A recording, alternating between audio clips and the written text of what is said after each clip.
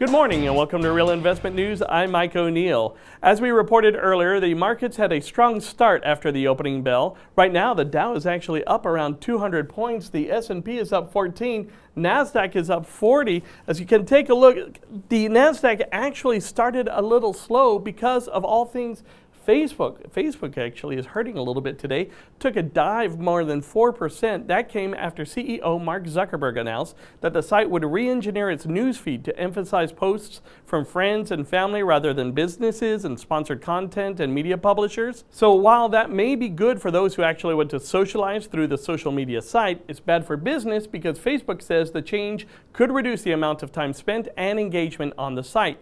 Investors fear that could hurt the company's growth trajectory. And speaking of growth, remember this chart that I showed you yesterday? This is Bloomberg's Weekly Consumer Comfort Index. It is at 53.5. This is the highest it has been since early 2001.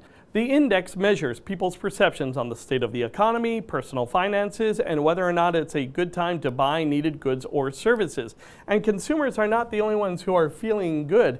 The National Federation of Independent Businesses just released its survey showing a near record level of confidence for business owners. That looks good, right? But how small business owners say they feel and what they do with their money, well, that's actually two different things.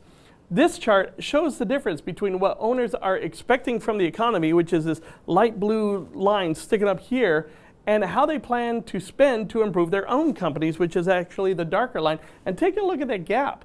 And right now, the percentage of companies planning to increase their capital expenditures is actually at levels more closely associated with levels of weak financial environments like these recessions here.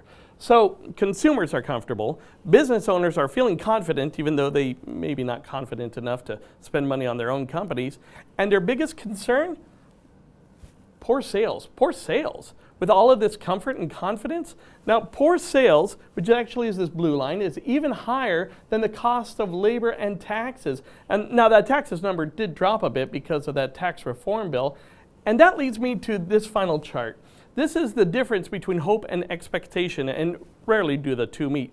The expectation for economic growth boom, the blue line here, is almost always higher when compared to actual sales number down there in red. In other words, reality bites. Now, you can take a closer look at all of these charts at realinvestmentadvice.com. Please remember to follow us on Facebook and Twitter and YouTube. I'm Mike O'Neill. Thank you so very much for watching, and we will have another update in a few hours.